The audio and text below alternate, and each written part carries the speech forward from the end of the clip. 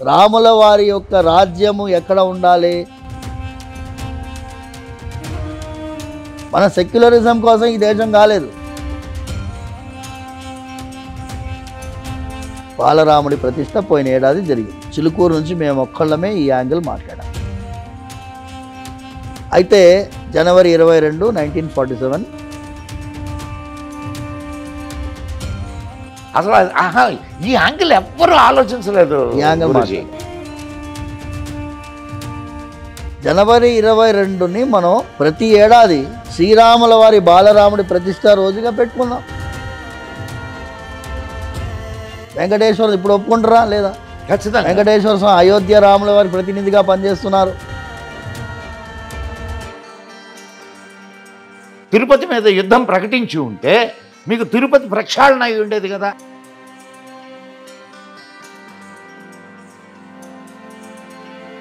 ఇప్పుడు మనం కూర్చున్న ప్రాంగణం పేరు నేను ఇది అనుభవ ప్రాంగణం అని పెట్టాను. ఓ గరుడ ప్రసాదం తీసుకుంటే సంతానం కలుగుతుందా? భార్యాభర్తలు కలవకుండా వీడు డిబేట్లలో పిచ్చోళ్ళు వాళ్ళ మాట మాకు తెలియదా అండి?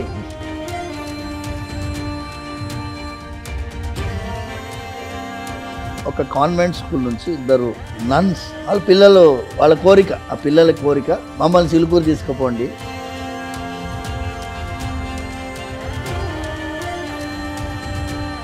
అలాంటి ఒక అద్భుతమైనటువంటి సంఘటన మనం T1 ప్రేక్షకులకి ఎక్కడా చెప్పలేదు దీని గురించి నేను ఇంతవరకు.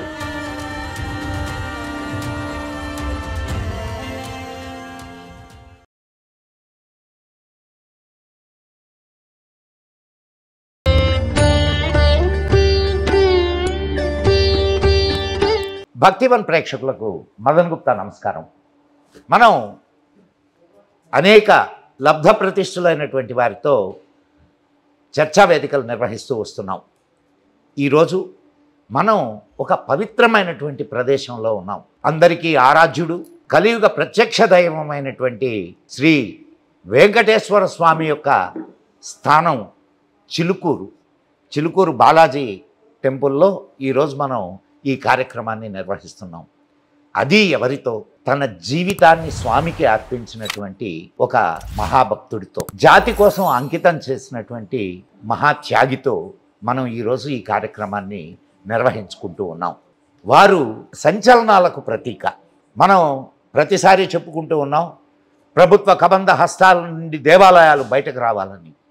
కానీ ప్రభుత్వ కబంధ హస్తాలలో ఈ చిలుకూరు బాలాజీ దేవాలయాన్ని ఇరుక్కోకుండా పోరాడినటువంటి పోరాట వీరుడు, దళితులకు గొప్పగా సమాధానం చెప్పినటువంటి గొప్ప సామాజిక శాస్త్రవేత్త, మునివాహన సేవతో దళితులను అక్కున చేర్చుకున్నటువంటి సామాజిక శాస్త్రవేత్త. ఈ పాటికి వారెవరో మీకు తెలిసే ఉంటుంది. వారే శ్రీ రంగరాజన్ గారు.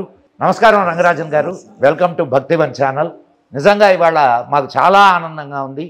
మీలాంటి వారితో ఇటువంటి ఈ కార్యక్రమాన్ని చేయడం, ఇది నిజంగా ప్రజలకి చేరవలసినటువంటి విషయాల్ని మనం చేర్చలేకపోతున్నాం.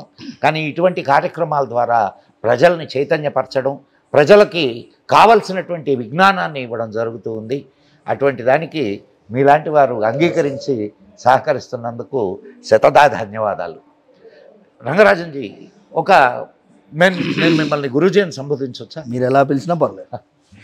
గురూజీ, కలియుగ ప్రత్యక్ష దైవమైనటువంటి శ్రీ వెంకటేశ్వరుడు అందరి దేవతలకు ప్రతినిధి అని అంటారు. ఇప్పుడున్నటువంటి ఈ పరిస్థితిలో మీరు హిందూ జాతి చైతన్యవంతం అవుతూ ఉంది, అలాగే దేవతలు దానికి సహకరిస్తున్నారా? దేవతల ప్రతినిధి అయినటువంటి వెంకటేశ్వరుడు ఏమి సందేశాన్ని ఇస్తున్నాడు? కొంచెం మా ప్రేక్షకులకు తెలియజేయండి.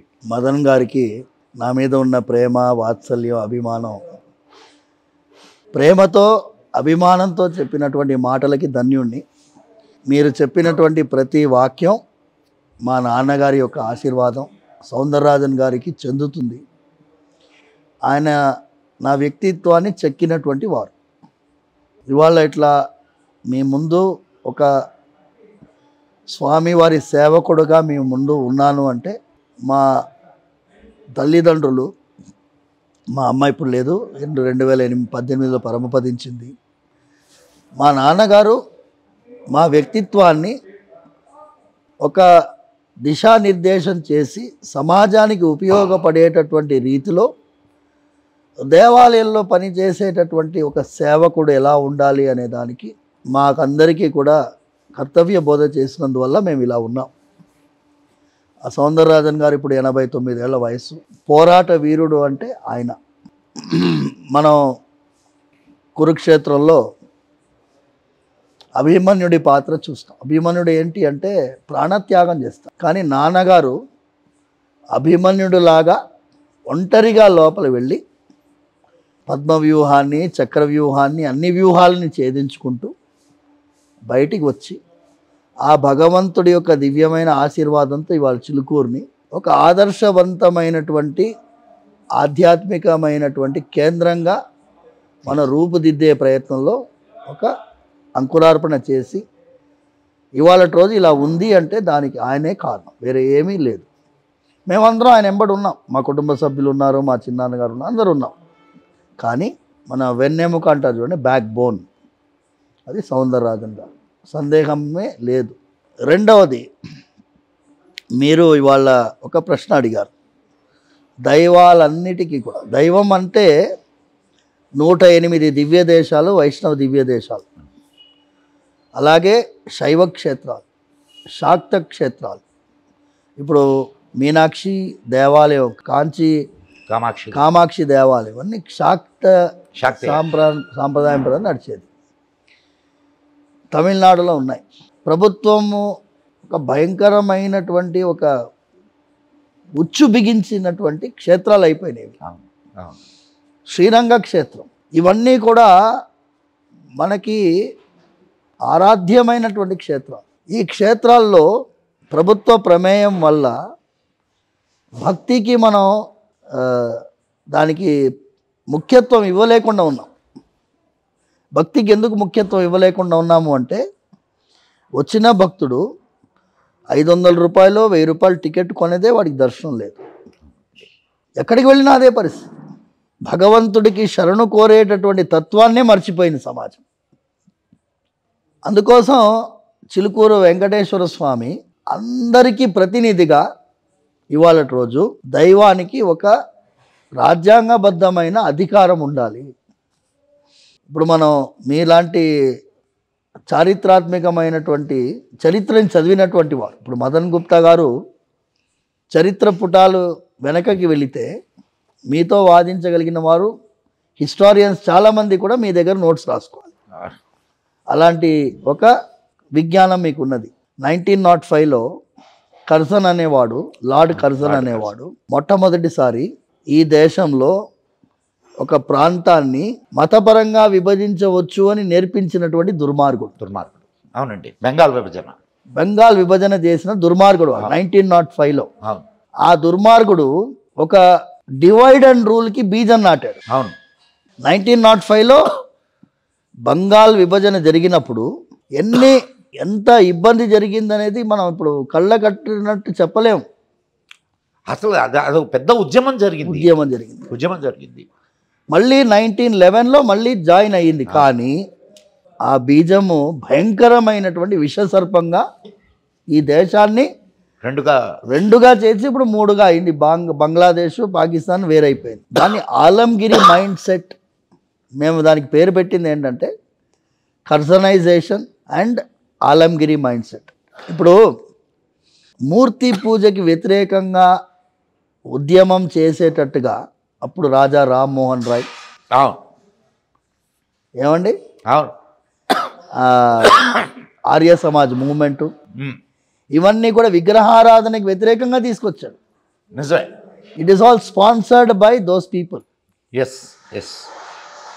ప్రత్యేకంగా రాజా రామ్మోహన్ రాయ్ ఉద్యమం అంతా కూడా మన సంస్కృతిని, సంప్రదాయాలని నీచంగా కించపరుస్తూ ఇంగ్లీష్ విద్యని పైకి తీసుకురావాలనేటటువంటి.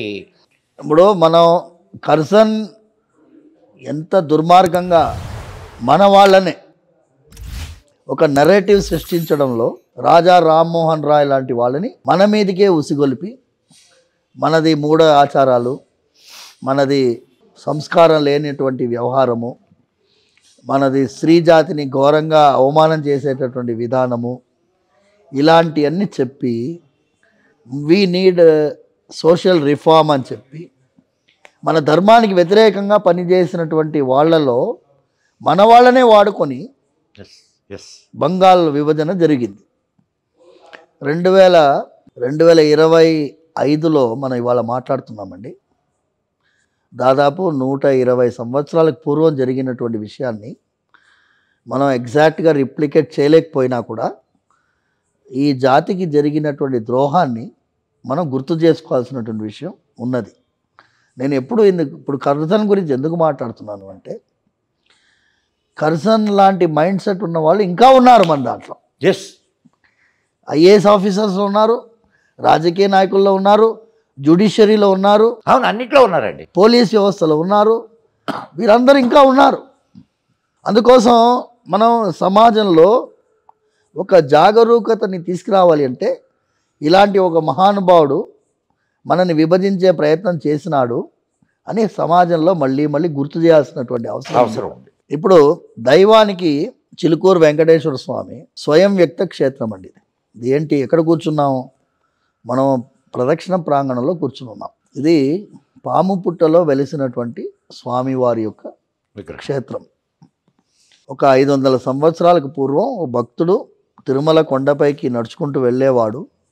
వయస్సు ఎక్కువడం చేత వెళ్ళలేకపోతే స్వామివారు తన స్వప్నంలో ప్రత్యక్షమై, నువ్వంత దూరం రావాల్సిన అవసరం లేదయ్యా, నేను ఇక్కడే నీ ఊరిలోనే ఉన్నాను, ఈ పాము పుట్టలోనే ఉన్నాను అని చెప్పి అదృశ్యమైతే ఊరు జనాన్నంతా కూడబెట్టుకొని ఆ పుట్టని వెతికి తవ్వడం మొదలు పెడితే, పుట్టలో ఉన్న స్వామివారి విగ్రహానికి రూపానికి గడపర తాకి రక్తం ఏరులుగా ప్రవహించడం మొదలు పెడితే, ఎవరైతే గడపారతో తవ్వారో ఆయన పైన స్వామివారు ఆవిర్భవించి ఒళ్ళంతా గాయపరిచారయ్యా, మీరు పాలు పోస్తే నేనే స్వయంగా ప్రకటన అవుతాను అని చెప్తే, పాము పుట్ట పైన పాలంతా తెచ్చిపోశారు, మట్టి కరిగిపోయింది, స్వామివారి రూపం దొరికింది.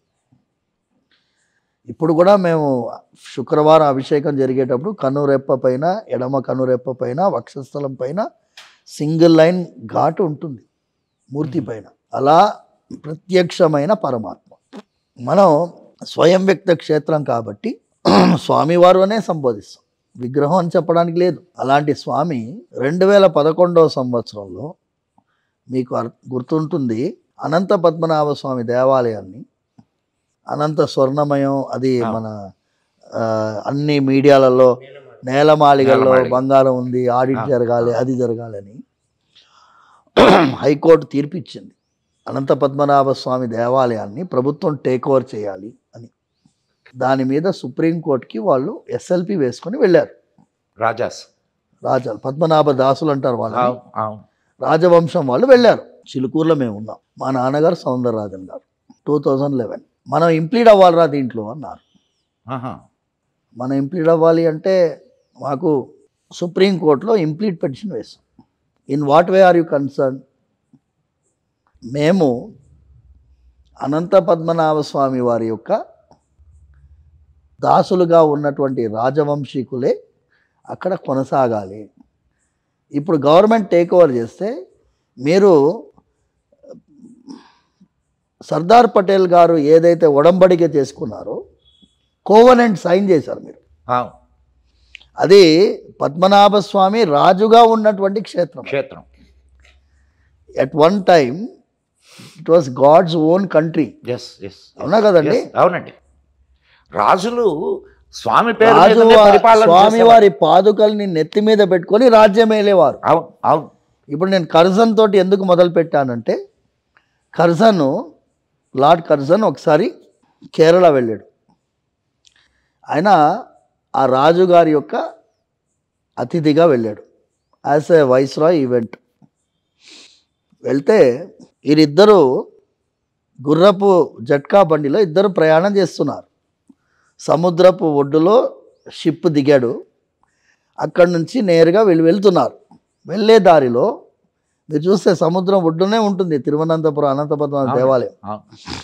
వెళ్తూ ఉన్నప్పుడు స్వామివారి దేవాలయం గోపురం కనిపించింది.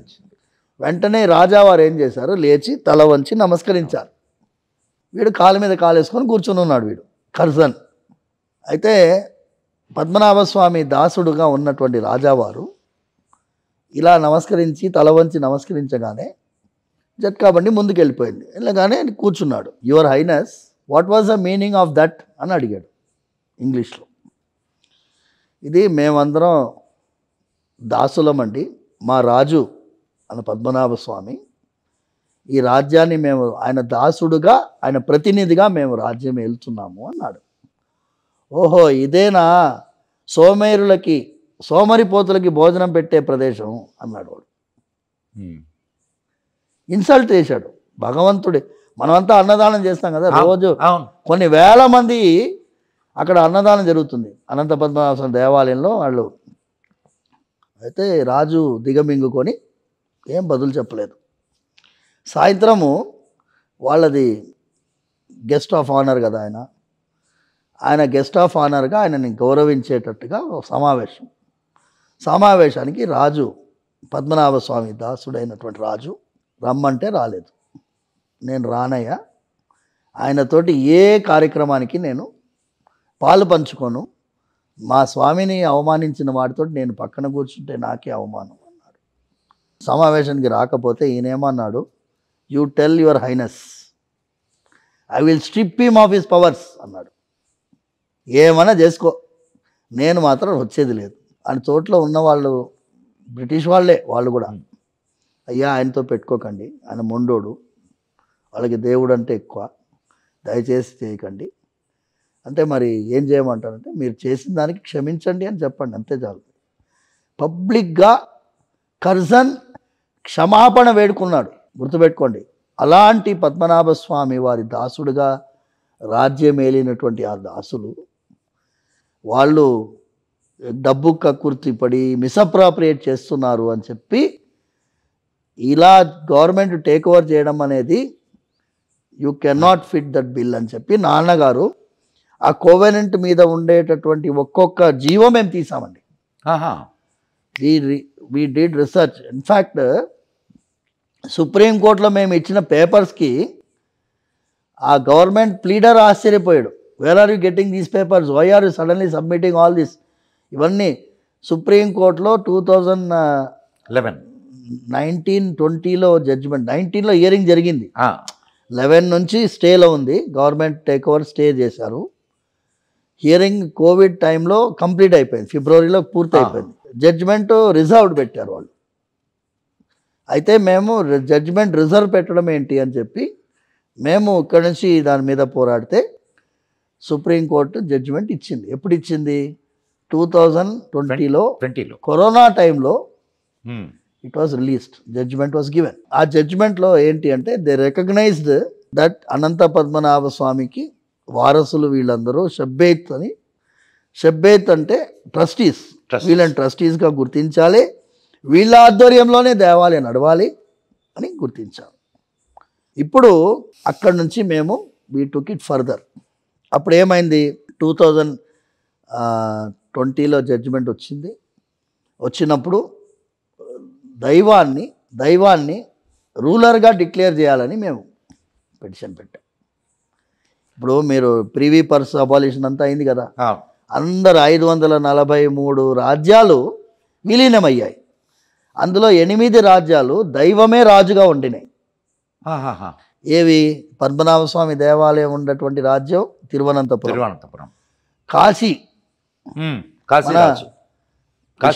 కాశీ విశ్వనాథుడు కూడా రాజు, ఆయన ఆధ్వర్యంలోనే కాశీరాజా దేవాలయం కాశీ నడిపిస్తాడు. చాముండీదేవి మైసూర్, ఆవిడ కూడా. తర్వాత ఓర్చా మధ్యప్రదేశ్, రాజా రామచంద్ర, ఆయన రాజా రామచంద్రజీనే ఓర్చా కోట లోపల రాముల వారి యొక్క రూపం ఉన్నది, దేవాలయం ఉంది, రాముల వారి ఆధ్వర్యంలో వాళ్ళు నడిపిస్తారు రాజ్యాన్ని.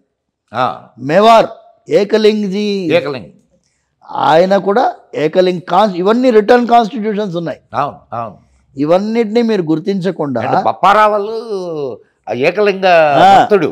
అవును, 8 రాజ్యాలు డైరెక్ట్ రూలర్స్గా ఉన్న రాజ్యాలని మీరు రూలర్గా డిక్లేర్ చేయండి, దైవాన్ని రూలర్గా డిక్లేర్ చేస్తే రాజ్యాంగబద్ధంగా అధికారాలు వస్తాయి అని చెప్పి మేము పిటిషన్ పెట్టాం. ఎందుకు పెట్టాము? శబరిమల జడ్జిమెంటు 2018లో వచ్చింది. శబరిమలలో ఏంటి జడ్జిమెంటు? ఇప్పుడు నేను ఎందుకు ఇంత పెద్ద ఉపోద్ఘాతం, ఎందుకు భక్తివన్ ప్రేక్షకులకి ఎందుకు ఇవన్నీ చెప్తున్నాను అంటే, చిలుకూరు బాలాజీ వెంకటేశ్వర స్వామి వారి దేవాలయం తెలంగాణలో ఎక్కడో మారుమూల గ్రామంలో ఉండి నేషనల్ లెవెల్లో ఎంత దైవానికి ద్రోహం జరుగుతుందో దాని మీద ప్రతిఘటిస్తున్నాం. కాబట్టి వెంకటేశ్వర స్వామి చిలుకూరులో మమ్మల్ని నడిపిస్తూ దైవానికి ప్రతినిధిగా ఉన్నాడు. అందుకోసం నేను ఇది చెప్తున్నాను. అయితే మేము ఏదైతే పిటిషన్ పెట్టామో రాష్ట్రపతికి జూలై 18 నాడు పిటిషన్ వేశాం.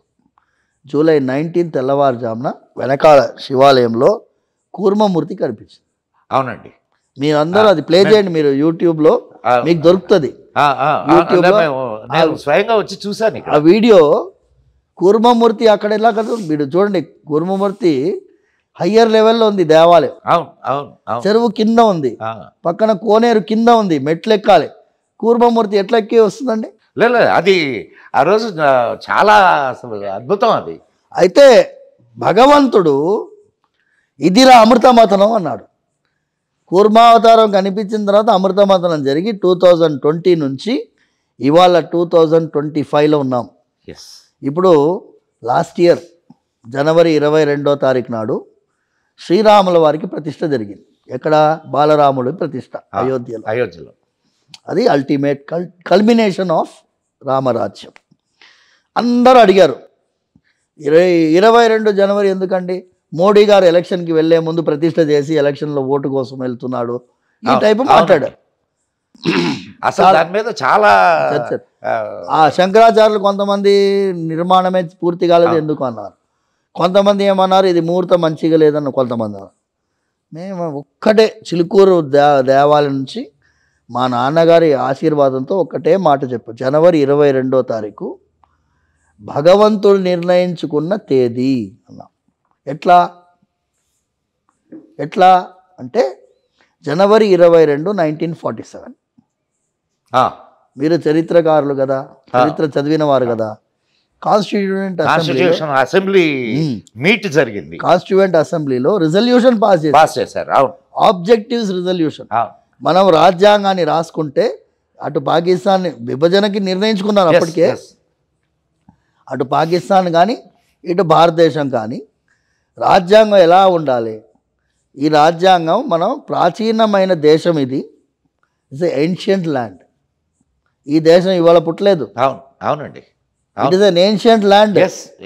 Ancient land. ఇందులో ధర్మానికి ముఖ్యత్వం ఇవ్వాలి. అవన్నీ పాయింట్స్ బై పాయింట్స్ పెట్టి ఆబ్జెక్టివ్స్ ఆఫ్ ది కాన్స్టిట్యూషన్, ఎలాంటి రాజ్యాంగ నిర్మాణం జరగాలనే దానికి ఒక ఆబ్జెక్టివ్ రిజల్యూషన్ జనవరి 22, 1947 రిజల్యూషన్ పాస్ అయింది. So great. జనవరి మీకు ఇంకొక చిన్న ఇదండి, ఆ కాన్స్టిట్యూషన్ బుక్లో కూడా మొట్టమొదటి పేజీలో శ్రీరామచంద్రుడు అయోధ్యకు తిరిగి వస్తున్నటువంటి చిత్రం ఉంటుంది. పార్ట్ 3లో. అవును, ఫండమెంటల్ రైట్స్ చాప్టర్లో. అవును, ఫండమెంటల్ రైట్స్ చాప్టర్లో పార్ట్ 3 ఆఫ్ ద కాన్స్టిట్యూషన్లో మొత్తం రాముల వారు, సీతమ్మ తల్లి, లక్ష్మణుడు అయోధ్య. ఈ యాంగిల్ ఎవ్వరు అసలు గమనించలేదండి. 22 జనవరి కాన్స్టిట్యూషనల్ రెజల్యూషన్ పాస్ అయిన వెంకటేశ్వర స్వామి వారి యొక్క భగవంతుడు తాను రాముల వారి యొక్క రాజ్యము ఎక్కడ ఉండాలి, ఇదే రామరాజ్యము. మనం ఏంటి అండి, మహాత్మా గాంధీ అని అంటారు, రామరాజ్యం కోసమే మనం అందరం కలవాలి, ఈ దేశం రామరాజ్యం కావాలి అనే కదా స్వాతంత్ర్య సమరం జరిగింది. మర్చిపోతే ఎట్లాగండి మీరు? మన సెక్యులరిజం కోసం ఈ దేశం కాలేదు. We never fought for secularism, I tell you. We fought for రామరాజ్యం. రాముల వారు we were cheated by the constitutional people, sir. అంతే, we were cheated 100%. సో నేనేమంటున్నాను, ఇప్పుడు ఒక చిన్న విభజన అనేది జరిగింది. విభజన అనేది ఏ పారామీటర్ మీద జరిగింది? మతం అనే పారామీటర్ మీద జరిగింది. ఇప్పుడు కానీ అందరూ విభజించుకున్నారు, అక్కడ ఆస్తులు తీసుకున్నారు, ప్రదేశాలు తీసుకున్నారు, మళ్ళీ ఇక్కడే ఉండిపోయారు. అండ్ ఇక్కడ వక్ఫ్ బోర్డు అని పేరుతో కొన్ని లక్షల ఎకరాలని మదన్ గారు అది చిన్న పాయింట్, మనము అది వక్ఫ్ గురించి పెద్ద డిబేట్ పెట్టుకున్నాం. అర్థమైంది నేనేం చెప్తున్నాను, ఎంత మనకి మోసం చేశారు. మోసం అనేది మీకు జనవరి 22 చెప్పాను కదా, ఏది రాముల వారి ప్రతిష్ఠ జరిగినటువంటి రోజు బాలరాముడి ప్రతిష్ఠ పోయిన ఏడాది జరిగింది. చిలుకూరు నుంచి మేము ఒక్కళ్ళమే ఈ యాంగిల్ మాట్లాడాం. అసలు ఈ యాంగిల్ ఎవ్వరూ ఆలోచించలేదు. ఈ యాంగిల్ మాట్లాడారు. అయితే జనవరి 22, 1947 22 మొన్న మన మోహన్ భగవత్జీ సర్సంఘచాలక్జీ ఇక్కడ మధ్యప్రదేశ్లోనో ఎక్కడో మాట్లాడారు. ఆయనకి లోక్మంథన్లో ఇక డిసెంబర్లో లోక్మంథన్ జరిగినప్పుడు నేను ఆయనతో ఏకాంతంగా 20 నిమిషాలు నాకు సమయం ఇచ్చారు. నేను ఇదే ఎక్స్ప్లెయిన్ చేశాను అండి, ఈ దేశం ఇట్ ఈస్ స్పిరిచువల్ మనం కల్చరల్ అనే లాంగ్వేజ్ కాకుండా స్పిరిచువల్ ఆధ్యాత్మికమైనటువంటి దేశంగా మనం గుర్తించాలి. కల్చరల్ ఐడెంటిటీ అంటే we will be difficult to unite people.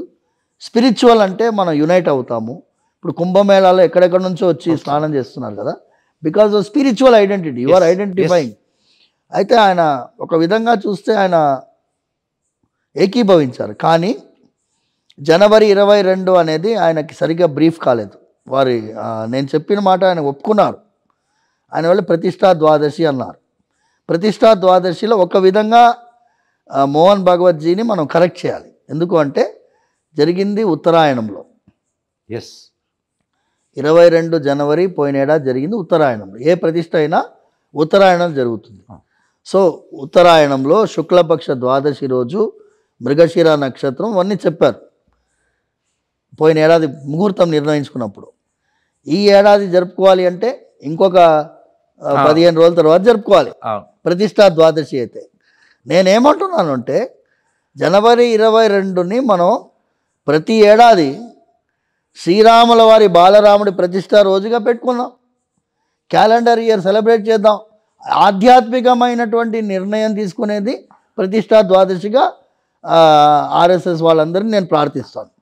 ప్రతిష్టా ద్వాదశి ఉత్తరాయణంలోనే వస్తుంది. ఇప్పుడు మీరు 11 జనవరి అంటే అది ఉత్తరాయణంలో రాదు, వైకుంఠ ఏకాదశికి మరుసటి రోజు దక్షిణాయనంలో ఉంటుంది. అది అందుకోసం అది సూటబుల్ కాదు. పౌష్యమాసం అయినా కూడా అది శుక్లపక్షంలో పోయింది అంటే అది మన ఉత్తరాయణంలో ఉన్నామా దక్షిణాయనంలో ఉన్నామా చూడాలి. అందుకోసం ఇంత కన్ఫ్యూజన్ అవసరం లేదు. జనవరి 22ని మనం అందరం ప్రతి ఏడాది ప్రతిష్టా దినోత్సవంగా రాముల వారి ప్రతిష్టా దినోత్సవంగా అక్కడక్కడ శోభాయాత్ర చేస్తున్నారు. ఇక్కడ కడపలో కూడా నేను మాట్లాడాను. దేవాలయాల పరిరక్షణ ఉద్యమం రాయలసీమ కన్వీనర్ ఉన్నాడు విజయ్ కుమార్, ఆయన ఆధ్వర్యంలో ఎల్లుండి 22 జనవరి రోజు శోభాయాత్ర రాములవారి కళ్యాణం కడపలో పెద్దగా జరగబోతుంది. సో మనం ఒక ఉత్సవంలాగా ప్రతి ఏడాది జనవరి 22ని మనం జరుపుకోవాలి. క్యాలెండర్ అయితే ఏమవుతుందండి, రాముల వారికి మన మాఘమాసం ప్రకారం చేయాలని నియమం లేదు కదా. ఎన్ని రోజులు చేస్తే మాత్రం ఏమిటి, ఆయనకి ప్రతిరోజు. సో ఇది శ్రీరాముల వారికి రాజ్యాంగంలో ప్రతిష్ఠించబడింది పోయిన ఏడాది. ఇది చాలా ముఖ్యమైనటువంటి పాయింట్. అంతే. ఇప్పుడు రాజ్యాంగానికి ప్రతిష్ఠ జరిగిన రోజు, రాజ్యాంగానికి ప్రతిష్ఠ జరిగిన రోజే శ్రీరామచంద్రుడి ప్రతిష్ఠ కూడా జరిగింది. అంతే. కాబట్టి ఇది గొప్ప సన్నివేశం. ఇది అందుకోసం వెంకటేశ్వర ఇప్పుడు ఒప్పుకుంటారా లేదా? ఖచ్చితంగా వెంకటేశ్వర స్వామి అయోధ్య రాముల వారి ప్రతినిధిగా పనిచేస్తున్నారు, పద్మనాభ స్వామికి ప్రతినిధిగా పనిచేస్తున్నారు. ప్రతి దివ్య దేశంలో ఉండే దైవానికి, దేవతా రూపానికి, స్వరూపానికి, అది శైవ క్షేత్రం కానీ వైష్ణవ క్షేత్రం, చిదంబరం నటరాజస్వామి దేవాలయంలో కూడా మేము ఇంప్లీడ్ అయ్యాం. అక్కడ కూడా సుబ్రహ్మణ్య స్వామి గారు అది ప్రైవేట్ దీంట్లోనే ఉన్నారు. ప్రైవేట్ అనేది చెప్పలేము, వాళ్ళు గవర్నమెంట్ డినామినేషనల్ టెంపుల్గా అది ఎండోమెంట్స్ ఎగ్జిక్యూటివ్ ఆఫీసర్ నియమించడానికి వీల్లేదు. అవును, ఆ లైన్లో వాళ్ళ తీర్పు వచ్చింది. సో అక్కడ కూడా మేము ఇంప్లీడ్ అయ్యాం. సో ఎక్కడెక్కడైతే దైవాన్ని మన రాజ్యాంగబద్ధంగా దైవానికి ఒక ముఖ్యమైనటువంటి స్థానం సుప్రీంకోర్టు షుడ్ రికగ్నైజ్. సుప్రీంకోర్టు దురదృష్టవశాత్తు అజ్మల్ కసబ్కి రాత్రిపూట హియరింగ్ పెట్టుకుంటుంది. అవునండి. అఫ్జల్ గురూజ్కి రాత్రిపూట హియరింగ్ పెట్టింది. టెర్రరిస్టులకి, బాంబులు పెట్టినోడికి, ఈ దేశాన్ని ఊచకోత కోయడానికి వచ్చిన వాడికేంటి రాజ్యాంగబద్ధం. ఓకే, మీరు రూల్ ఆఫ్ లా అంటారు, ప్రిన్సిపల్స్ ఆఫ్ న్యాచురల్, పెద్ద పెద్ద వర్డ్స్ వాడతారు. నేనేమంటున్నాను, when there is a fundamental deity interest involved, question సుప్రీంకోర్టుని మనం అడగాలి. 2012 నుంచి 2012 నుంచి తెలంగాణ ఆంధ్ర ఉమ్మడిగా ఉండినప్పుడు Andhra Pradesh endowment act, Tamil Nadu endowment legislation, Karnataka endowments legislation, Kerala endowments Devaswom board, తర్వాత Pondicherry, 5 different states in the south, వీటి మీద కాన్స్టిట్యూషనాలిటీ, ఈ రాజ్యాంగబద్ధంగా లేవు ఈ చట్టాలు అని స్వామి దయానంద సరస్వతి పిటిషన్ వేశారు. స్వామి దయానంద సరస్వతి ఎవరు? ఆర్య సమాజ్, మోడీ గారికి గురువు గారు. ఆయన నరేంద్ర మోడీ గారికి ఆయన లాస్ట్ ఆశీర్వాదం ఇచ్చారు. మీరే ప్రధానమంత్రి అయినప్పుడు ఆయన ఏమన్నారు, ప్రధానమంత్రి అయిపోగానే ఫస్ట్ ఇదే కేసు స్వామి దయానంద, రైట్, స్వామి దయానంద సరస్వతి. ఇప్పుడు మన ఆయన పేరేంటి, ఆచార్య సభ, హిందూ ధర్మాచార్య సభకి స్వామి దయానంద సరస్వతి, ఆయన కోయంబత్తూరు ఆ ప్రాంతంలో ఉండేవారు. ఆయన దయానంద సరస్వతి అంటే ఇంకొక దయానంద సరస్వతి, అది ఆర్య సమాజ్ సరస్వతి. ఈ దయానంద సరస్వతి తమిళనాడు. నరేంద్ర మోడీ గారికి ఆశీర్వాదం ఇచ్చిన ఆయన గురువుగా భావిస్తారు మోదీ గారు. ఆయన వేసిన పెటిషన్కి ఆయన ఏమన్నారు అంటే 2014లో దీన్ని తీసుకొని పోయి should have taken it for hearing. కేంద్ర ప్రభుత్వం దాని మీద ఇంప్లీడ్ అయ్యి ఇది రాజ్యాంగబద్ధంగా లేవు ఈ చట్టాలంటే అయిపోతుంది కదా. ఫ్రీడమ్ టు టెంపుల్స్ అన్ని ప్రతి బీజేపీ నాయకుడు మాట్లాడతారు కదా. ఇప్పుడు నేను ఒకటి రాజకీయము, ఇప్పుడు నిన్న ఇక్కడ సభ చేశారు విశ్వ హిందూ పరిషత్ వాళ్ళు, అక్కడ విజయవాడ శంకారావు వాళ్ళు చేసింది ఇదే. నేను వాళ్ళని ఒక ప్రశ్న అడిగాను డైరెక్ట్గానే, మీరు ఇంత సభ చేశారు కదా, 5 లక్షల మంది వచ్చారు ఇక్కడికి, ఈ 5 లక్షల మందిని మీరు తిరుపతిలో పెట్టి తిరుపతిలో ఈ సభ చేస్తుంటే, అంటే తిరుపతి మీద యుద్ధం ప్రకటించి ఉంటే మీకు తిరుపతి ప్రక్షాళన అయి ఉండేది కదా. నేను ఇప్పుడు మీరు అంటే ఇప్పుడు మోకస్వామ్యం ఇక్కడ రాజ్యం వెళ్తున్నది గురుజీ. మదన్ గారు, నేను సింపుల్ క్వశ్చన్ అడుగుతాను. నేను ఇప్పుడు రాజ్యాంగబద్ధంగా ఉన్నాయా లేవా చట్టాలు అంటే నేను ఎందుకు కేంద్ర ప్రభుత్వాన్ని మనం ఎందుకు ప్రశ్నించకూడదు, ఎందుకు అడుగుతున్నాను అంటే, endowments is under, it is not state subject, it is a concurrent list. మీకు తెలీదు, చాలా మందికి తెలీదు. State subject, at the same time it is central subject also. It is a concurrent list item. Only వాళ్ళు state subject తప్పించుకుంటున్నారు. Agriculture ఎట్లాగైతే concurrent లిస్టో, endowments also is a concurrent list. Law and order is state subject, but national security, yes, that's a central government this one. ఇది endowments come under concurrent list. They have to involve. వాళ్ళు attorney జనరల్కి implement, మీరు పోయి day to day hearing తీసుకోండి. నేను అడుగుతానండి, special marriage యాక్ట్కి ఎందుకండి అంత హియరింగు? Special marriage act వల్ల ఏమొస్తుంది? ఈ పోయిన చీఫ్ జస్టిస్ గారు ఎన్ని రోజులు బర్బాద్, ప్రతిరోజు పేపర్లో హెడ్లైన్ అదే. అది ఒక పెద్ద సమస్య దేశానికి. అది స్పెషల్ మ్యారేజ్ యాక్ట్ మీద మీరు, అది వ్యక్తిగతమైన విషయం. దీనివల్ల ఏమవుతుంది తెలుసా అండి, 100 సంవత్సరాల్లో దేవాలయాల భూములు ఆక్రమించబడ్డాయి. దేవాలయాల్లో జరిగిన ఆధ్యాత్మిక చైతన్యం చేసేటటువంటి అవకాశం లేకుండా పోయింది. దేవాలయాలు నిర్వహించాల్సినటువంటి పాత్రను నిర్వహించలేకపోతున్నాయి. ఇప్పుడు ఇక్కడ విద్యా వ్యవస్థ ఉండేది, ఇక్కడ సాంస్కృతిక వ్యవస్థ ఉండేది, ఇక్కడ న్యాయ వ్యవస్థ ఉండేది, ఇక్కడ వైద్య వ్యవస్థ ఉండేది, ఇక్కడ ఆర్థిక వ్యవస్థ ఉండేది. ఇన్ని వ్యవస్థలు ధ్వంసం అయిపోయినాయి. ఇప్పుడు మనం పూర్వ వైభవాన్ని తీసుకురావాలంటే ఎంత కష్టపడాలి? ఇప్పుడు నాన్నగారు 2007లో వైఎస్ రాజశేఖర రెడ్డి గారి ప్రభుత్వం అమెండ్మెంట్ తీసుకొచ్చినప్పుడు ఒక ప్రశ్న అడుగుతారు, అందరూ ఒకటి ప్రశ్న అడుగుతారు, ప్రభుత్వం వైదొలిగితే మీరు నడిపించుకోగలరా అడుగుతారు. దాని ఫార్ములా ఆల్రెడీ ఉందండి. ఒక ధార్మిక పరిషత్ ఏర్పాటు. ఇన్ని వేల సంవత్సరాల నుంచి ఈ దేవాలయాల్ని ఈ ప్రభుత్వాలు నడిపినాయా? లేదు. ఇప్పుడు మీరు అన్నారు కదా, ఓకే ప్రభుత్వ యంత్రాంగం కింద దేవాలయం నడవాలి అని రూల్ లేకపోయినా మీరు నిర్వహించుకుంటారా అని అడిగితే బ్రహ్మాండంగా నిర్వహించుకుంటారు.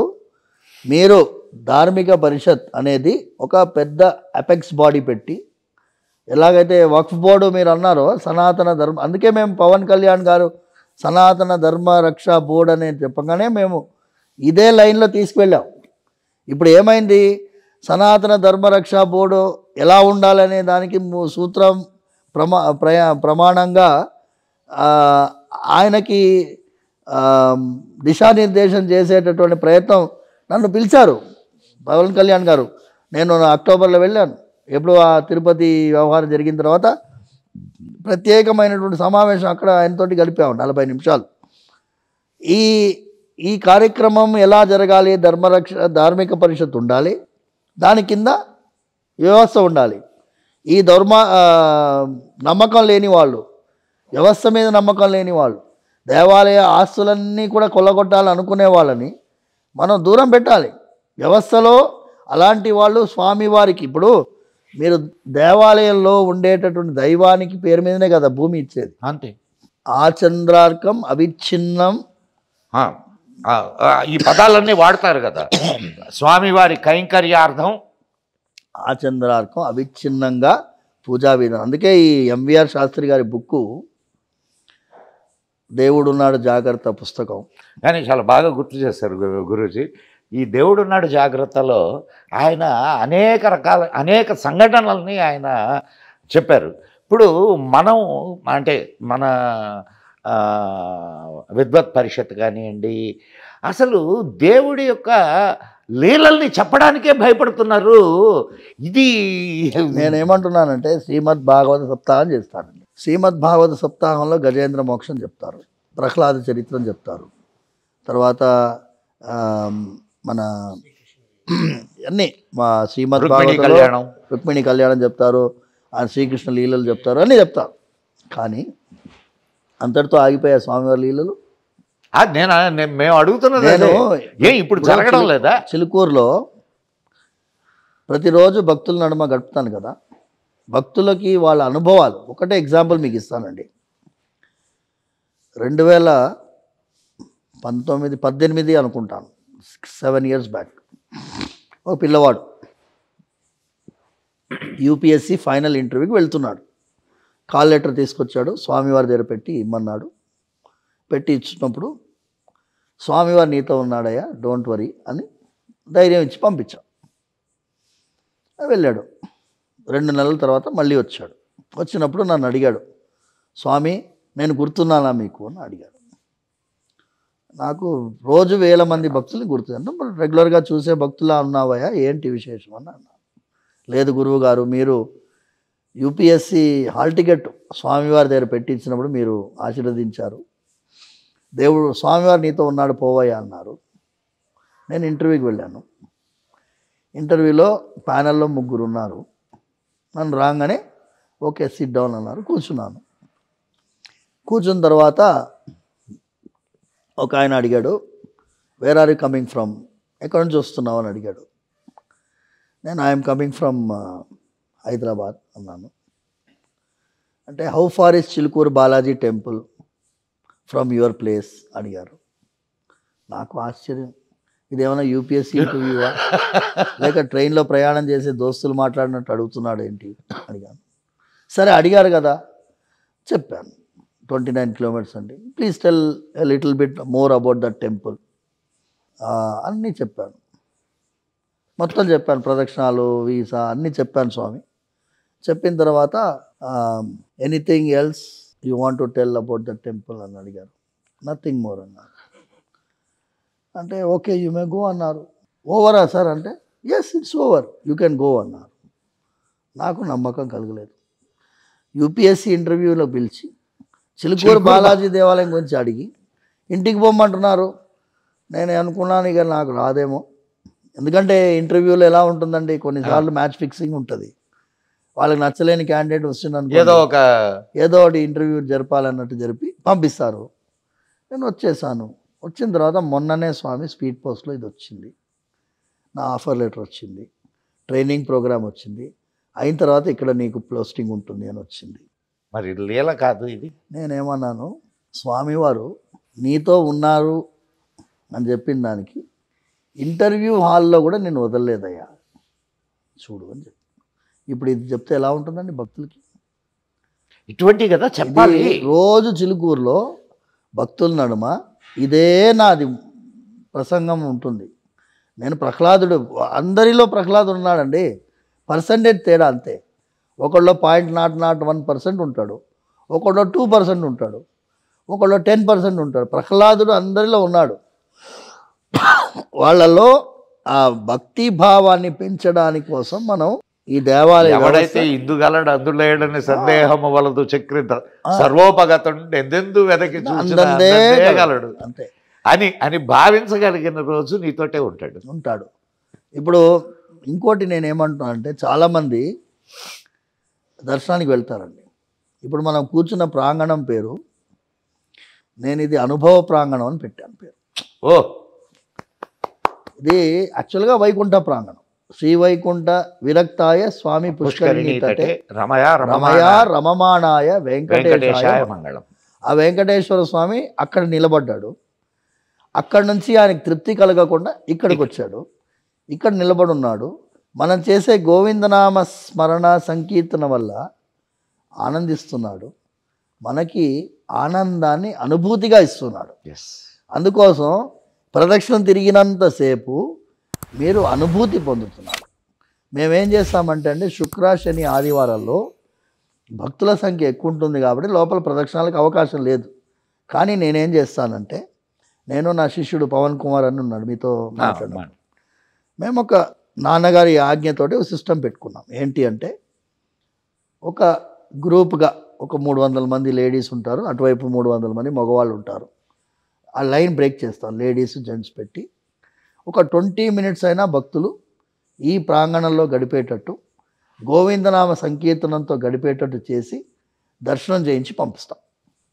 ఎందుకంటే లోపల ప్రదక్షిణాలు లేనప్పుడు ఈ అనుభవ ప్రాంగణాన్ని ఆ అనుభూతి చెందాలి కదా, అనుభూతి ఇచ్చేటట్టు. జనవరి 1వ తారీఖు నాడు కూడా హై స్పీడ్గా లైన్ మూవ్ అయింది.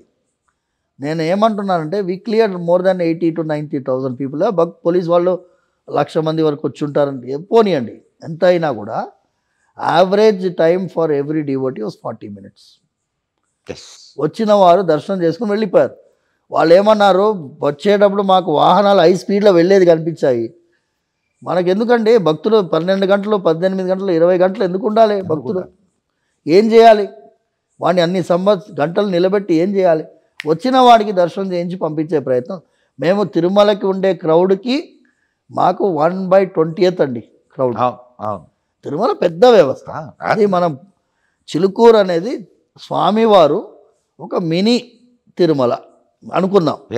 కానీ వచ్చిన భక్తుడు భగవంతుడి పైన భక్తితో, అందుకోసం ఇది ఆనందంగా ఉండేటట్టుగా అనుభవ మంటపం, అనుభవ ప్రాంగణం, అనుభూతి ప్రాంగణం పెట్టాం. అనుభూతి ప్రాంగణం, అనుభవ ప్రాంగణం, అనుభూతి ప్రాంగణం. అంతే కదా.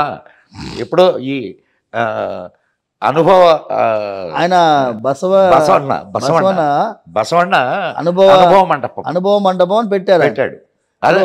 నాకు అది వారి దాంట్లోకి వెళ్ళి తీసుకున్నప్పుడు ఆయనే అనుభవ మంటపం, ఆయన గొప్ప అనుభూతి ఇస్తున్నాం. చాలా చాలా యాప్ట్ గా ఉన్నటువంటి పదం అది. అనుభవ ప్రాంగణం అని పెట్టుకున్నాం మేము. చాలా ఇక్కడ భగవంతుణ్ణి ప్రత్యక్షంగా అనుభూతి పొందవచ్చు. మీరు దర్శనం కళ్ళతో 2 కళ్ళతో చూస్తారు, కానీ గోవిందనామ సంకీర్తనలతో మీకు రోమం పులకరించిపోతుంది.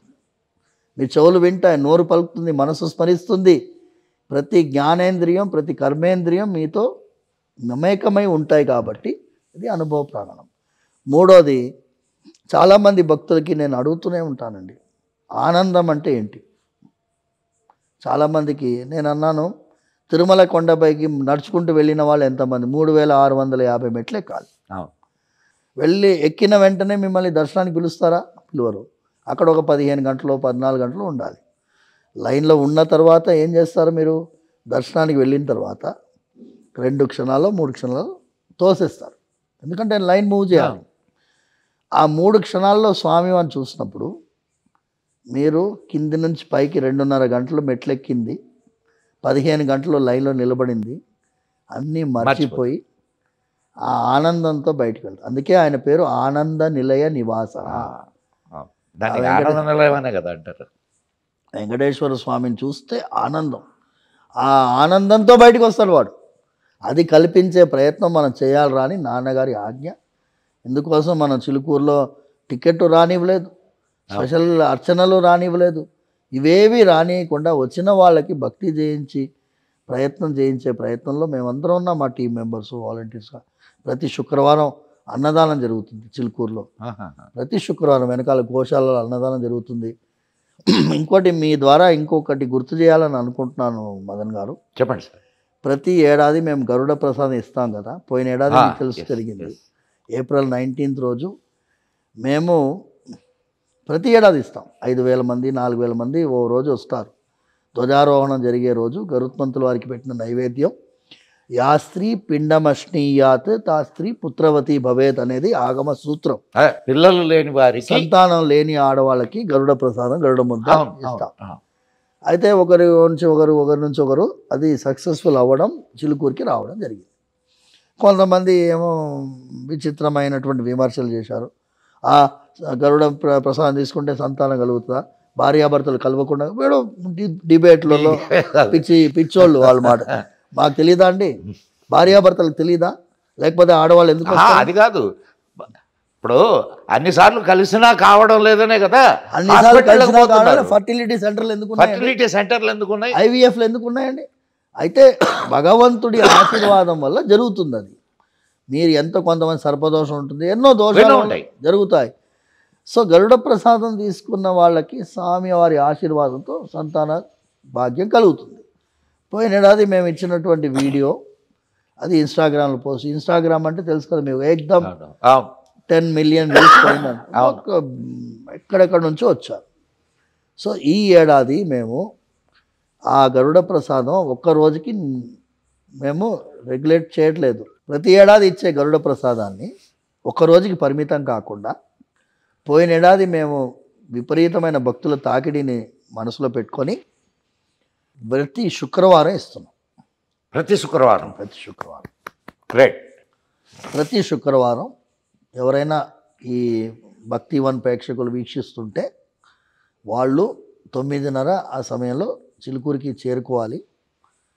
అభిషేకం అయిన తర్వాత స్వామివారి స్వరూపం పైన పూసిన పసుపు అది కొంచెం ఇంకా స్వామివారి ప్రసాదంగా కొంచెం స్వామివారి ఆశీర్వాదం కలిగేటట్టుగా ఇస్తున్నాము. దానివల్ల కూడా అనుగ్రహం పొందిన వాళ్ళు చాలామంది వచ్చి కన్ఫర్మ్ అయింది పంతులు గారు మాకు అంటున్నారు. సో ఇప్పుడు మేము ప్రతి శుక్రవారం ఇస్తున్నాం. ఇది భక్తి1 ప్రేక్షకులందరూ గమనించాలని మీ ద్వారా గుర్తు చేస్తున్నాను.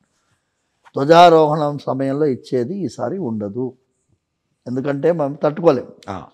ఒక్కరోజు అనేసరికి మనకి భక్తులు క్షేమంగా ఉండాలండి, అది మెయిన్ ఐటమ్. అది భక్తులు తండోపతండాలుగా రావాలి, అవస్థపడాలి, ఇవేమీ మా కోరికలు లేవు.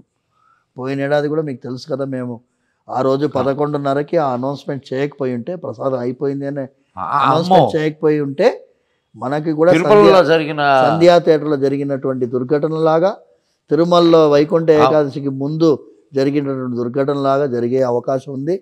భక్తులు క్షేమంగా, భగవంతుడి సన్నిధికి వచ్చిన భక్తులు ఎవరికి ఇబ్బంది కలగకుండా వెళ్ళాలని. ఎందుకంటే స్వామివారి సన్నిధిలోనే మనం సరిగా భక్తుల్ని నడిపించలేకపోతే దానికి భగవంతుడు మనకి క్షమించడు. ఖచ్చితంగా దాని రియాక్షన్ భగవంతుడు వీళ్ళకి అర్థం కావడం లేదు గురుజీ. వాళ్ళు ఏమనుకుంటున్నారంటే ఏదో జరుగుతుందిలే, ఏది జరిగేది ఏం కాదు, ఏం చేస్తాడులే దేవుడు అన్న ఇదిలో ఉంటున్నారు. కానీ దాని రియాక్షన్ ఇప్పుడు కర్మ సిద్ధాంతాన్ని నమ్మిన వాళ్ళం మనం. తిరుమల తిరుపతి దేవస్థానం వారికి కూడా భక్తివన్ ద్వారా నేనేమంటున్నానంటే ఈ టోకెన్ సిస్టము మ్యాన్ ఇంటర్ఫేస్ ఉంది చూడండి, మనిషికి మనిషి ఇంటర్ఫేస్ కాకుండా వీలైనంత వరకు ఎందుకు లైన్లో తోసుకోండి. చాలామందికి అపోహలు ఉండినాయి. మూడు రోజులే అట, ఈసారి కుదించేశారట, 2 రోజుల టికెట్, ఇవన్నీ కాదు, నిజం కాదని వాళ్ళు తర్వాత చెప్పారు. ప్రయోజనం ఏముందంట. నేను బిఆర్ నాయుడు గారు చైర్మన్ గారికి, బోర్డు మెంబర్స్కి, అక్కడ ఉండేటటువంటి అధికారులందరికీ కూడా ఇన్ని రోజులు నేను మాట్లాడలేదు ఈ విషయం తెలుసు. అందరూ మనం ఒకరిని ఒకరు వీళ్ళ వల్ల మనం ఇబ్బంది జరిగింది అని చెప్పుకొని ఒకరిని ఒకరు బ్లేమ్ చేసుకునే కంటే ఇది రిపీట్ కాకుండా పకడ్బందీగా ప్రణాళిక రూపొందించుకొని ఎక్కడెక్కడ మనం ఫెయిల్ అయ్యామో తెలుసుకొని అది రిపీట్ కాకుండా చూసుకునే ప్రయత్నం చేయాలని మీ ద్వారా మనస్ఫూర్తిగా ప్రార్థిస్తున్నాను. ఎందుకంటే స్వామివారి దర్శనం కోసం వచ్చిన వాళ్ళు ప్రాణం కోల్పోతే మనం. ఇంకొక విషయం కూడా మీరు ఈ సందర్భంగా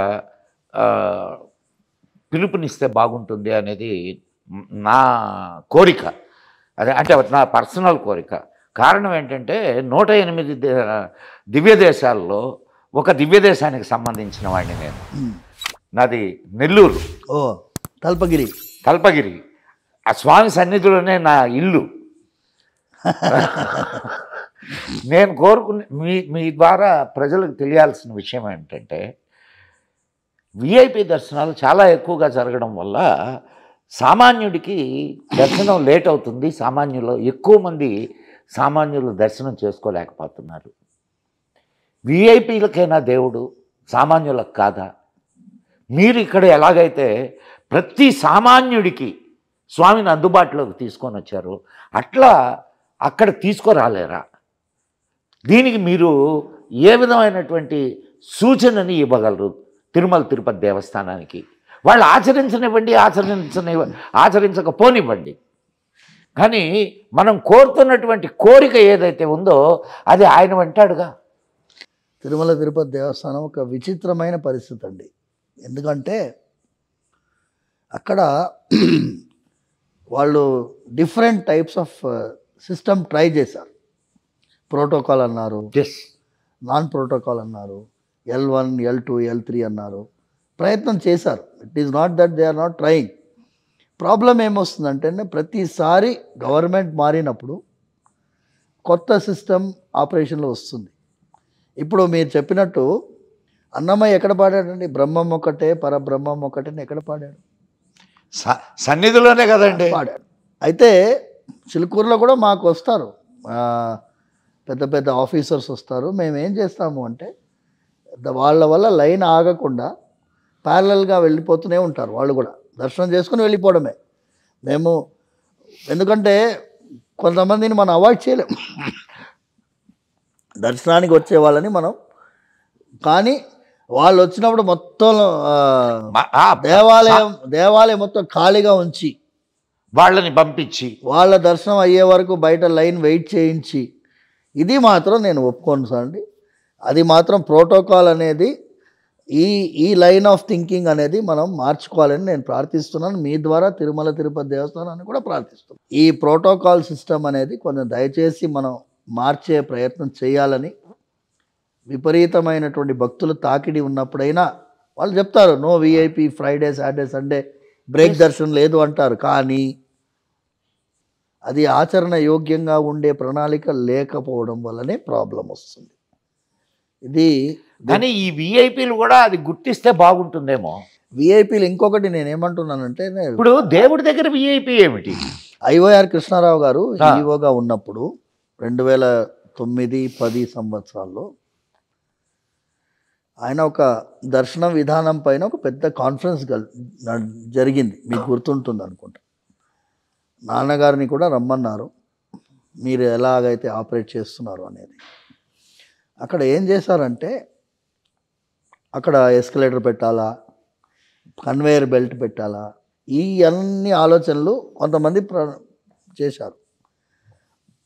నాన్నగారు ఏమన్నారంటే తిరుమల తిరుపతి దేవస్థానానికి సమానమైనటువంటి క్షేత్రాలు వెంకటేశ్వర స్వామి ఎన్నుకున్న క్షేత్రాలు ఉన్నాయి. ఇప్పుడు చిలుకూరు ఉందండి, చిలుకూరులో స్వామివారు స్వయం వ్యక్త క్షేత్రం, ద్వారకా తిరుమల.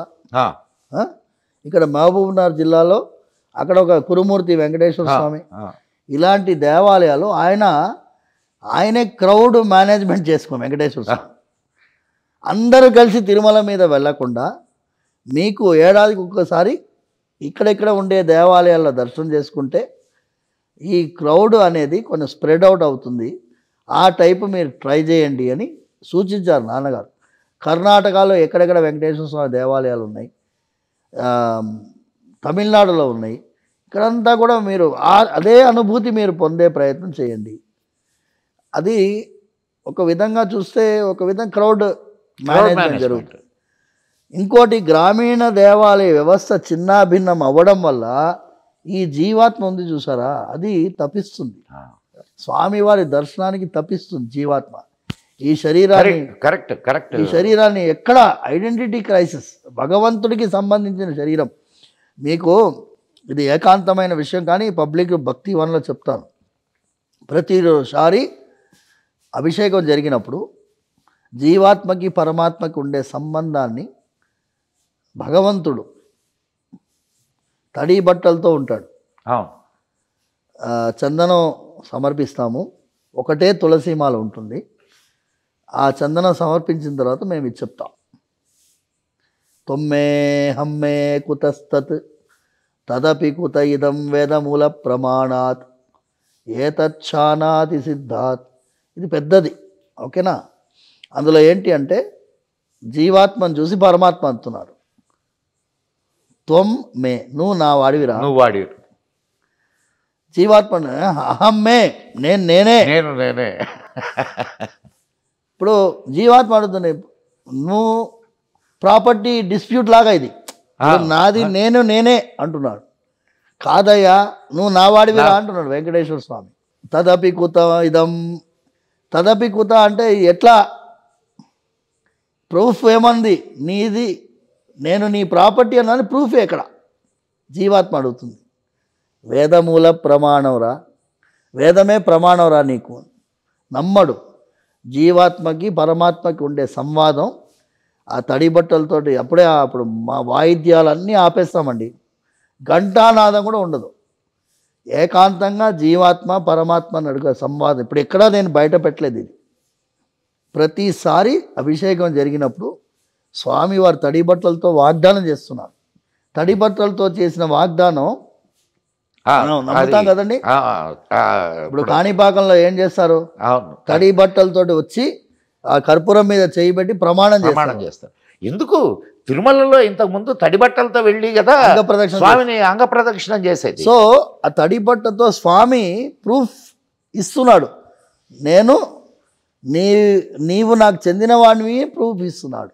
అలాంటి ఒక అద్భుతమైనటువంటి సంఘటన మనం భక్తివన్ ప్రేక్షకులకి ఎక్కడా చెప్పలేదు దీని గురించి నేను ఇంతవరకు. సో మనం ఈ లైన్లో మనం తీసుకువెళ్ళాలి.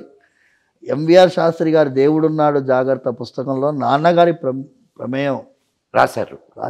అంటే దేవాలయ వ్యవస్థ చిన్నాభిన్నం కావడానికి చల్లాకొండయ్య కమిషన్ రిపోర్టు ఎంత దుర్మార్గంగా రిపోర్ట్ తయారు చేశారు. తిరుమల తిరుపతి దేవస్థానంలో పివిఆర్కే ప్రసాద్ గారు, ఆయన కూడా 4 ఏళ్ళు ఉండినారు, ఈవోగా ఉండినారు. ఆయన ఈవోగా ఉన్నప్పుడు ఎన్ని సంస్కరణలు తీసుకొని వచ్చారు. ఆయన అనుభవాలను ఒక పుస్తకంగా రాశారు. నాహంకర్త హరికర్త. ధ్వజస్తంభాన్ని మార్చినప్పుడు ఎంత అవస్థ పడ్డారు. అవును, ధ్వజస్తంభం మార్చడానికి కర్ణాటకలో ఉండేటటువంటి అడవి ప్రాంతంలో ఉండే ఆ చెట్టుని ఐడెంటిఫై చేసిన ఫారెస్ట్ ఆఫీసర్స్ గురించి రాశారు. ఆ ముఖ్యమంత్రి గారు వెంటనే మా వైపు నుంచి మేము ఈ కర్ర మేము ఇస్తామని చెప్పి అన్నారు. అవునండి. అది ఒకటి. రెండవది వరుణ జపం చేశారు. మొత్తం ఒక పుష్కరిణి అంతా ఎండిపోయింది, మొత్తం ట్యాంకు. అసలు స్వామికి అభిషేకం చేయడానికి నీళ్లు కూడా కరువు వచ్చేటటువంటి పరిస్థితి ఏర్పడింది. అన్ని అనుభూతి. నేనేమంటానంటే ప్రతి క్షేత్రంలో ఇలాంటి స్థల పురాణమే కాకుండా భగవంతుడి యొక్క అనుభవాన్ని, భక్తులు పొందిన అనుభవాన్ని వాళ్ళు పుస్తకంలాగా తీసుకొచ్చి అక్కడ భక్తుల నడుమ అవసరం లేదు గురూజీ. ఇప్పుడు వాళ్ళకి పెద్ద వ్యవస్థ ఉంది, ఎస్విబిసి అనే ఒక ఛానల్ ఉంది. ఆ ఛానల్ ద్వారా అక్కడికి వచ్చినటువంటి భక్తుల యొక్క అనుభవాలు, వాళ్ళ జీవితాల్లో జరిగినటువంటి సంఘటనలు, వీటిల్ని మనం కానీ బయటకు తీసుకురాగలిగితే, ఇప్పుడు మొన్న నేను మన ఎంవీఆర్ శాస్త్రి గారిని ఇంటర్వ్యూ చేస్తున్నప్పుడు ఆయన కూడా అదే అన్నారు. ఇప్పుడు అంత వ్యవస్థను పెట్టుకొని ఇటువంటి మన క్రిస్టియన్లు వీళ్ళు చూస్తే వాళ్ళు డబ్బులు ఇచ్చి ఆటలు ఆడిస్తారు. ఇదే ఎస్, డబ్బులు ఇచ్చి వాళ్ళు ఆటలు ఆడిస్తారు. కానీ హాయిగా మనకి ప్రత్యక్షంగా ఆయన లీలల్ని అనుభవిస్తున్నటువంటి భక్తులు ఇక్కడికి వచ్చినప్పుడు వాళ్ళ అనుభవాల్ని, అనుభూతుల్ని, వీటిని రికార్డ్ చేసి ప్రజలకు వినిపిస్తే అది ఎంత, అసలు ఇంకొకటి మారతాడా అండి? అసలు ఇప్పుడు వాళ్ళు ఏంటి అదేమంటారు, ఇప్పుడు చిలుకోకి వస్తున్నారు. ఇప్పుడు చెప్పారు మీరు, ఏది ఒక అద్భుతమైనటువంటి సన్నివేశం. సాక్షాత్తు స్వామి అక్కడ కూర్చొని ఇది చేయడం కాదు. ఇంకోటి చెప్తానండి. ఒక కాన్వెంట్ స్కూల్ నుంచి 2 నన్స్, వాళ్ళ పిల్లలు, వాళ్ళ కోరిక, ఆ పిల్లల కోరిక, మమ్మల్ని చిలుకూరు తీసుకుపోండి అని. వాళ్ళు convent, Christian machineries run convent. Nuns అంటే ఇంకా నన్స్ వచ్చారు. వాళ్ళు అక్కడ ద్వారం దగ్గర నిలబడి ఉన్నారు. ఈ పిల్లలు కనీసం ఒక 50 మంది చిన్న చిన్న పిల్లలు. వాళ్ళు లోపల దర్శనానికి వచ్చారు, దర్శనం చేసుకున్నారు. నేను నాన్నగారి దగ్గర నుంచి వస్తుంటే వీళ్ళు ఎంట్రన్స్ దగ్గర, గుడి లోపలికి రాలేదు, వాళ్ళు అక్కడ నిలబడి ఉన్నారు. అంటే why are you standing here అంటే, we don't come. No, you can come, what is the problem. లోపల వచ్చాను. వాళ్ళు ప్రదక్షిణ తిరిగి వాళ్ళు గోవిందనామాలు చెప్తున్నారు. వాళ్ళు కొంతసేపు ఇట్లా గడిపి వెళ్ళేటప్పుడు ఒక మాట చెప్పారు, we find a divine experience here అన్నారు. Even though they are Christian, they are belonging to a other faith. వాళ్ళు విగ్రహారాధనని మెచ్చుకోకపోయినా, ఒప్పుకోకపోయినా, ఒక divine feeling, we find divine experience here అన్నారు. అంతే. సో ఆల్ ఆఫ్ అస్, మనకు ఉండేటటువంటి జ్ఞానేంద్రియాలు, కర్మేంద్రియాల ద్వారా భగవంతుణ్ణి ప్రత్యక్షంగా చూడకపోయినా ఎక్స్పీరియన్స్ అనుభూతి ఇదే కదా. అనుభవ మండపం అని, అందుకే అనుభవ ప్రాంగణం అని. ప్రాంగణం. నాన్నగారు చట్టంకూరలో దేవాలయాలను పుస్తకం రాసి, ఇప్పుడు ఎంవీఆర్ శాస్త్రి గారు ఈ బుక్ రాసే ముందు చాలా రీసెర్చ్ చేశారు. నాకు ఫోన్ చేసి, నాన్నగారు రాసిన బుక్కులు నాకు కావాలి, నేను చదవాలి అన్నారు. చట్టంకూరలో దేవాలయాలు, వంశపారంపర్య అర్చకత్వం అనేది కర్తవ్యము, హక్కు కాదు. నాన్నగారు బుక్ అది. నేను హక్కు కోసం మీరు ఎందుకు పోరాడాలి, మీ కర్తవ్యం కోసం మీరు పట్టు. ఇట్ ఈస్ మై డ్యూటీ, నా డ్యూటీని, నా రైట్గా చెప్పారండి. అది నా డ్యూటీ అండి. ఈ వంశంలో నేను పుట్టాను అంటే స్వామి కైంకర్యం కోసం నేను పుట్టాను. ఇప్పుడు ఎమ్మెల్యే గారి కొడుకు ఎమ్మెల్యే అవ్వాలని పుట్టాడు కదా, కానీ ఎమ్మెల్యే అవుతున్నాడు. సినిమా యాక్టర్ కొడుకు సినిమా యాక్టర్ అవ్వాలని పుట్టాడు, కానీ సినిమా యాక్టర్ అవుతున్నాడు. డాక్టర్ గారి కొడుకు డాక్టర్ అవ్వాలని పుట్టాడు, కానీ డాక్టర్ అవుతున్నాడు. Is being made. ఎందుకంటే నర్సింగ్ హోమ్ నడిపించాలంటే కొడుకు డాక్టర్ కావాలి. అడ్వకేట్ కొడుకు అడ్వకేట్ అవుతున్నాడు. జడ్జి గారి కొడుకు జడ్జి అవుతున్నాడు. ఇప్పుడు చూడండి, సుప్రీంకోర్టు జడ్జిలు, how can a judge of the supreme court, the next generation కూడా ఎట్లా జడ్జి ఉంటారు? తండ్రులు జడ్జీలు, సుప్రీంకోర్టు సీజేలు. ఈ రోజు కూడా నేనేమంటానండి, సుప్రీంకోర్టు రూల్స్ మార్చాలి. ఈ father has become a judge of supreme court, after him the son or the grand son should not become the judge of supreme court for 2 generations అని పెట్టాలండి. You are denying the right of you have denied the right of succession to అర్చకాస్. And you are how can you succeed? Same thing you are. Agama says, మాకు ఆగమ శాస్త్రమే supreme కదా. ఆగమం ఏమంటుంది, తండ్రి తర్వాత కొడుకు. ఇప్పుడు నేను ఉన్నానండి, నాన్నగారు చేసిన పూజా విధానాన్ని చూసి నేను నేర్చుకున్నారు. ఆ భగవంతుడి పైన ఒక విధమైనటువంటి అనుభూతి నేర్చుకొని ఆయన ఎట్లా స్వామివారి అలంకారం నాన్నగారు చేస్తున్నారు, ఆయనకు పూజ ఎట్లా చేస్తున్నారు చూసి ఎవ్రీ డే మా ఇంట్లో పెద్ద పెద్ద మనిషిగా ఆ వెంకటేశ్వర స్వామిని భావించి పెరుగుతాం. ఇది ఉద్యోగం కాదు, ఇది జీతం కాదు, జీతం కోసం చేసే పని కాదు. It is not for scale మీకు అర్చకులకి స్కేల్ ఆఫ్ పే. అరే నువ్వెవడే ఇచ్చేది? We are servant of god, not servant of government. మేము చాలామంది అర్చకులు, జీతం తీసుకునే అర్చకులకి మాకు జరిగినటువంటి సంవాదంలో ఇది భాగం. ఇది మేమేం జీతగాళ్ళం కాదు. You are no one, you are not my master and servant relationship. భగవంతుడికి మాకు నడుమ మాస్టర్ సర్వెంట్ రిలేషన్షిప్. తొద్దాస దాస చరణావధి దాస దాస శ్రీ వెంకటేశ శరణం ప్రపద్య. మేము పోయి గవర్నమెంట్ ముఖ్యమంత్రి గారికి మీ దాసులుగా చెప్తామండి? ఫైనాన్స్ డిపార్ట్మెంట్ వాళ్ళు ఐఏఎస్ ఆఫీసర్కి పోయి దాసులుగా ఉంటాం, ఆయన గ్రాంటీన్ ఎయిడ్ ఇస్తే జీతం మాకు పడాలని చెప్పి మేము కోరుకోము కదండి. మేము స్వామివారి ప్రియ భక్తులుగా ఆయనకి ఇప్పుడు అర్చకుడు అనేవాడు 2 రూపాల్లో ఉంటాయండి. గర్భగుడికి పోయే ముందు భక్తుల ప్రతినిధిగా గర్భగుడి లోపలికి వెళ్తాడు. ఆరాధన అంతా అయిన తర్వాత బయటికి వచ్చేటప్పుడు స్వామివారి ప్రతినిధిగా బయటికి వస్తాడు. మీరందరూ నన్ను అభిమానించి ప్రేమించి గౌరవించి కొంతమంది పిల్లలు తీసుకొని వచ్చి స్వామివారికి మొక్కురా అంటే ఎందుకు మొక్కుతారండి? మేము మనుషులమే కదా, మీలాంటి మనుషులమే కదా. కానీ వాళ్ళు ఏమిటి, మాలో స్వామివారి యొక్క ప్రతినిధిగా మమ్మల్ని చూస్తారు. కొంతమంది వాళ్ళ ఫ్యామిలీ మ్యాటర్స్ అండి, హస్బెండ్ వైఫ్ నడుమ జరిగేటటువంటి చిన్న చిన్న విషయాలు కూడా మాకు చెప్తారు. ఎందుకు మాకు చెప్తే స్వామివారికి చెప్పినట్టు ఫీలింగ్ తోటి చెప్తారు. అంత నిరంతరం స్వామి సేవలో ఉంటారు మీరు. సో అలాంటి ఒక ఎక్కడ ఉండాల్సిన అర్చకుడిని మీరు స్థాయి దించే ప్రయత్నం చేసింది ప్రభుత్వం చట్టాల ద్వారా. వేరాస్ ఇమాం, బిషప్ వాళ్ళ మత సంస్థల్లో వాళ్ళు అక్కడ సుప్రీం పెట్టుకున్నారు. వాళ్ళు ఇప్పటికీ సుప్రీం. మనం ఏం చేసినాము? నేను ఏమంటున్నాను, మీ ద్వారా కోట్లాది మంది సనాతన ధర్మాన్ని అవలంబించే హిందువులని నేను ప్రశ్న అడుగుతున్నాను. మదన్ గారు ఏంటి అంటే, మీరు ఎలా వదిలేసినారు? ఒక అర్చకుడిని బానిసగా, ప్రభుత్వ బానిసగా చేయడాన్ని మీరు ఎలా వదులుకున్నారు, ఎలా ఒప్పుకున్నారు? ఈ దేవుడున్నాడు జాగ్రత్త పుస్తకం అర్చకుల కోసం కాదు, ఇది సామాన్యుల కోసం అండి. పడుకున్నటువంటి ఏనుగు లాంటి హిందూ సమాజం కోసం ఆయన రాస్తారు ఒక చాప్టర్లో. అవునండి. ఏనుగు కూర్చుంటే ఏనుగే లేవాలి, దాన్ని ఎవడు లేపలేడు. ఏనుగుని లేపలేం. మీరు క్రేన్ తీసుకొచ్చినా అది లేచి నిలబడలేదు. అది ఏనుగు క్రేన్ తీసుకొచ్చి నిలబడుతుందా అండి?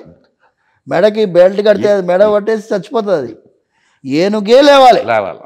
ఇప్పుడు ఏనుగు గాఢ నిద్రలో ఉన్నది. ఇప్పుడైనా కొంచెం చైతన్యం మెల్లిగా వస్తుంది.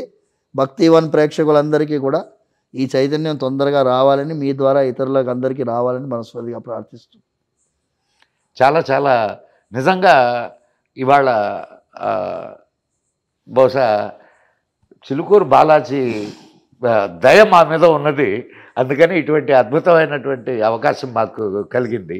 అండ్ ప్రత్యేకంగా భక్తివన్ ప్రేక్షకులకు మరొకసారి మదన్ గారు, మొన్న మీరు త్యాగరాజ ఆరాధన ఉత్సవాన్ని కవర్ చేయడానికి వెళ్ళారు. దేవాలయంలో ఏమేమి ఉండాలి తెలుసా అండి? నృత్యం ఉండాలి, గీతం ఉండాలి, వాయిద్యం ఉండాలి, తప్పకుండా. నృత్యం స్వామివారికి అదొక నైవేద్యం చేస్తారు. ఇప్పుడు సకల కళ వల్లభుండు ఎవరయ్యా అంటే వెంకటేశ్వర స్వామి. అయితే అన్నమయ్య, త్యాగరాజస్వామి వీరందరూ పురంధరదాస్ ఏం పాడతారు? రామనామ పాయసకే కృష్ణనామ చక్కరే విఠలనామ తుప్ప అని అన్నాడు. నోట్లో పాయసం వేసుకొని చక్కెర వేసుకొని నెయ్యి వేసుకొని ఎట్లా చప్పరిస్తావు? అట్లనే రామనామం చప్పరించు, పిబ్బరే రామరసం. అలాగే కళ్ళకి ఆనందాన్ని ఇచ్చేది నాట్యం. ఏ నాట్యం? ఈ పనికి మాలిన తీన్నమారు నాట్యం కాదు. మనకి మనస్సుకి స్వామివారిని గుర్తు తెచ్చేది సాంప్రదాయం. అది ముద్దుగారే యశోద అని కూచిపూడి నాట్యంలో అమ్మాయి.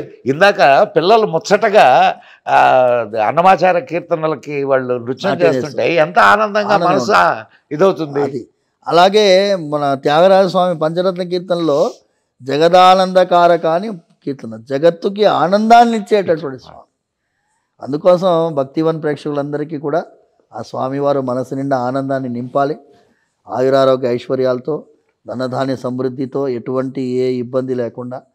భగవద్గీతలో స్వామివారు, నేను ఒకటే మాట చెప్పి కన్క్లూడ్ చేద్దాం, అర్జునుడికి విశ్వరూపాన్ని చూపించారు. చాలామంది ఏమంటారంటే పెన్ను తీసుకొస్తారు స్వామివారి ముందు పెట్టి ఇవ్వడానికి. పెన్ను ఎగ్జామ్ రాయదు కదండి, పెన్ను రాస్తుంది ఎగ్జామ్, రాయాల్సింది మనం. నేనేమంటానంటే మీరు అర్జునుడిలా ఉండాలి.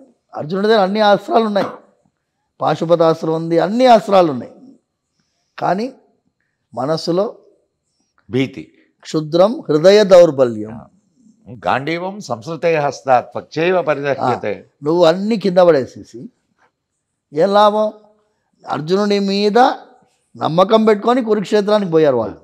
అదే అర్జునుడు నేను యుద్ధం చేయను అంటున్నాడు. 3 గంటల సేపు స్వామివారు బ్రెయిన్ వాష్ చేస్తే 18వ అధ్యాయంలో లేచి నిలబడిన అర్జునుడు. మీ ప్రేక్షకులందరికీ నేను కనీసం ప్రతిరోజు విశ్వరూప సందర్శన యోగాన్ని రోజు పెట్టేసేయండి. ఇంట్లో పని జరుగుతూ ఉంటుంది, అందులో పితాసి లోకస్య చరాచరస్య త్వమస్య పూజ్యస్య గురుర్గర్య. నువ్వే పిత, నువ్వే మాత, మనకి లోకానికి అన్నిటికీ కూడా నువ్వే నాయన. నేను స్వామివారి యొక్క అనుగ్రహం ద్వారా ప్రతి పని చేస్తున్నాను అనేటువంటి ధైర్యం, మన వెనకాల వెంకటేశ్వర స్వామి విశ్వరూపం ధరించినటువంటి ఆ పరమాత్మ ఉన్నాడు అనే ధైర్యాన్ని నింపాలని ప్రార్థిస్తున్నాను. ఎందుకంటే అర్జునుడిలో 18th చాప్టర్లో అర్జునులా మీరు ఉండాలి. ఎత్ర యోగేశ్వర కృష్ణ ఎత్ర పార్థో ధనుర్ధర. ఎక్కడైతే అర్జునుడు ఉంటాడో గాంధీవం ధరించిన అక్కడ విజయం కలగాలి. మీకు శ్రీకృష్ణ పరమాత్మ ఆ వెంకటేశ్వర స్వామి రూపంలో కలియుగంలో ప్రత్యక్షంగా అనుగ్రహించుగాక. భాగవతాన్ని రాసేటప్పుడు కూడా పోతన అదే చెప్తాడు, పలికెడిది భాగవతమట, పలికించెడు వాడు రామభద్రుండట, నే పలికిన భవహరమగునట, పలికెద వేరొండుగాద పలుకగనేలా అని. అదే మరి అటువంటి సన్నిధానంలో, స్వామి సన్నిధానంలో ఆయన పలికించాడు, మీరు పలికారు, మేము విన్నాము. ఇది నిజంగా చాలా ఆనందకరమైనటువంటి సమయం గురూజీ. ఇట్లా మీరు మా భక్తివన్ ప్రేక్షకులను ఆశీర్వదించినందుకు శతదా ధన్యవాదాలు అర్పిస్తున్నాము. అండ్ చివరిగా మిత్రులారా, మరొక్కసారి గురూజీ చెప్పినటువంటి ఒక అమృత వాక్కు, పిల్లలు కలగనటువంటి వారు గరుడ ప్రసాదాన్ని ఇక ప్రతి శుక్రవారం మీరు అందుకునేదానికి అవకాశం ఉన్నది. కాబట్టి ఈ అవకాశాన్ని సద్వినియోగం చేసుకోండి, స్వామివారి కృపకు పాత్రలు కండి. అండ్ స్వామి గురూజీలో ఎంతటి ఆవేదన దాగి ఉందో మీరందరూ గుర్తించి ఉంటారు. ఇకనైనా మనం మేల్కుందాం, పోయిన నిద్ర చాలు, ఇక మేల్కోవలసిన సమయం, పోరాడవలసినటువంటి సమయం. కాబట్టి భక్తివన్ ప్రేక్షకులకు మరొక్కసారి ధన్యవాదాలు తెలుపుకుంటూ భారత్ మాతాకి జై, జై హింద్. మిత్రులారా, ఈ వీడియో మీకు నచ్చినట్లయితే భక్తివన్ ఛానల్ను వెంటనే సబ్స్క్రైబ్ చేయండి. సబ్స్క్రైబ్ చేసుకోకపోతే బెల్ ఐకాన్ నొక్కండి, లైక్ చేయండి, షేర్ చేయండి. మీ అభిప్రాయాలను కామెంట్ బాక్స్లో మాతో పంచుకోండి. అంతేకాకుండా మీ మిత్రులకు కూడా ఈ అద్భుతమైనటువంటి సమాచారాన్ని, విషయాన్ని, అమృతాన్ని పంచండి. జై హింద్, జై మా భారతి, జై మాత.